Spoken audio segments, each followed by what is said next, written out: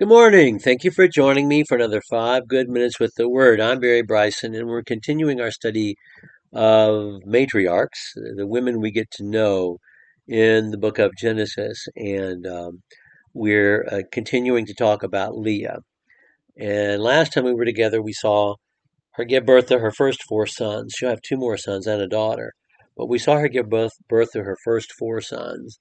And we saw in the bearing and the naming of those sons an evolution inside her, a resignation inside her.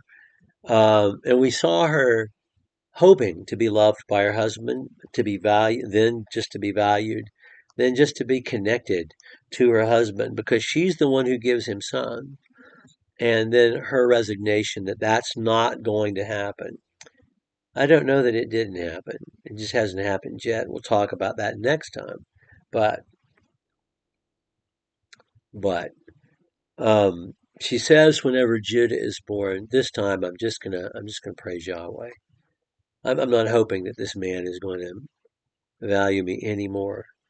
And so she stops hoping and she just trusts in God.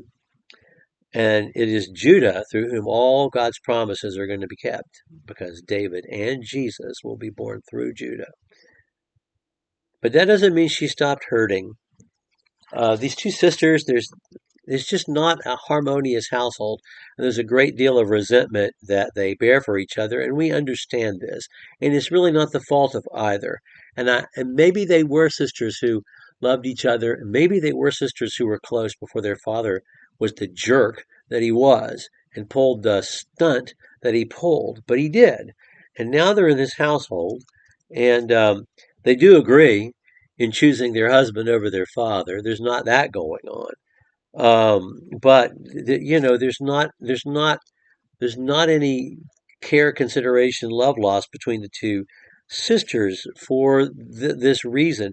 Rachel cannot bear children, and Leah continues to bear children. And so, although Jacob clearly loves Rachel, he's sleeping with Leah enough for her to conceive children because he needs sons. And so the resentment between the women, and so Rachel is going to do what Rachel did, which is to give her concubine, it's not her concubine, excuse me, her handmaid to her husband to bear children through her and for her. And so Bilhah bears 2 sons, and Leah says, "Okay, you can have mine too." And Zilpah bears 2 sons. That's not necessary. Why did she do that? It's because the hurt's still there and the resentment is still there, and there's still ugliness between her and her sisters and her sister. And this resignation that she achieves at the end of the last chapter when Judah was born doesn't put an end to this hurt. And we have this episode, and I want to read it to you from Genesis 30. It is not like anything else we read anywhere. And before we get to it, let me say that Jacob in his household is very much the way Abraham is in his household, and that the wives, the actual wives, um, you know, they tell him what to do. Um, in the same way that Sarah said to Abraham, "Sleep with Hagar," both of his wives said to him, "Sleep with my handmaid," and he did. And tonight, his beloved Rachel, his precious Rachel, is going to pimp him out. There's not a better word, a more precise word, and I hope that didn't offend you. That's exactly what she does. She sells his sexual services for mandrakes, and Leah makes it known to all the men of her father's household. Genesis chapter 30, verse 14. Now in the days of the wheat harvest, Reuben went and found mandrakes in the field and brought them to his mother Leah. And Rachel said to Leah, "Please give me some of your son's mandrakes." But she said to her, "Is it a small matter for you to take my husband? And would you take my son's mandrakes also?" Rachel said, "Therefore he may lie with you tonight in return for your son's mandrakes." When Jacob came in from the field in the evening, Leah went out to meet him, and she said, "You have to come in and lie with me tonight. I have paid for your services with my son's mandrakes." So he slept with her that night. And God gave heed to Leah, and she conceived and bore Jacob a fifth son. And Leah said, God has given me my wages, because I gave my maid to my husband. So she named him Issachar. And Leah conceived again and bore a sixth son to Jacob. And Leah said, God has endowed me with a good gift. Now my husband will dwell with me, because I have borne him six sons. So she named him Zebulon. And afterwards she bore a daughter and named her Dinah. Then afterwards, God remembered Rachel, and God gave heed to her and opened her womb.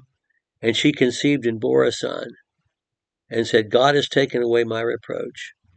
And so she named him Joseph, saying, May the Lord give me another son. This episode, man, the men are coming in from the fields. This happens. So mandrakes have and do have in traditional societies medicinal properties that are used. I don't know enough about herbology to know or botany, or I don't know enough to know how successful mandrakes are to accomplish the many things that people think mandrakes can accomplish. Mandrakes are considered almost magical because the roots are shaped like people. They look like they have arms and legs, you know. And but they were thought of in ancient times and even today as a great aid to fertility and to childbirth. And so when Reuben found some, and Reuben has got to be a child of some age now, 12, 13, 14 years old, he brings them back to his mother. Each wife would have her own tent in this compound, and Jacob may have had his tent, or he may have just lived in all of them. A lot of societies are that way. I know that traditionally the Igbo people in Nigeria had the exact same setup. Anyway, his default home is with Rachel, the woman he loves. And Rachel makes a request, let me have some of your son's mandrakes. It's not something that would be beyond the realm of courtesy to ask sister to sister. But Leah's response is not no. I mean, it's not yes. Of course I will. I love my sister. Or I guess, it's the sisterly thing to do. She said, no, no, I'm not giving you these mandrakes. You've taken my husband. You want to take my mandrakes too? And Rachel said, I tell you what, I will purchase those mandrakes by using my husband's sexual favors. That just the oh man, they're hers to sell. I mean, she's telling that to her sister. I get to decide where he spends the night. I decide who he sleeps with, not you, me. They're mine to sell. I possess his body, and I will sell his body to you for mandrakes. That's what she says. And Leah says, okay. And then walks out while the men are coming in from the field and says to her husband, listen, you have to sleep in my tent tonight because I paid for you, because your precious wife Rebecca pimped you out for mandrakes. And my son's mandrakes, not your son's, my son's, Reuben's mandrakes, my son's mandrakes. And I paid to have sex with you, and you have to have sex with me tonight. That's what happened. It's here in the word. I mean, that's how badly dysfunctional this family is. And so that we will know it's not mandrakes that cause anybody to have babies. It's not Rachel who gets pregnant. It's Leah who gets pregnant and has a son and another son and then a daughter. And it's after that, mandrakes forgotten years ago, that God allows Rachel to have a son, and Rachel names him Give Me More. Add. More, more, more, more. Joseph means to add. Yasaf means to add. And so more. That's what she named him.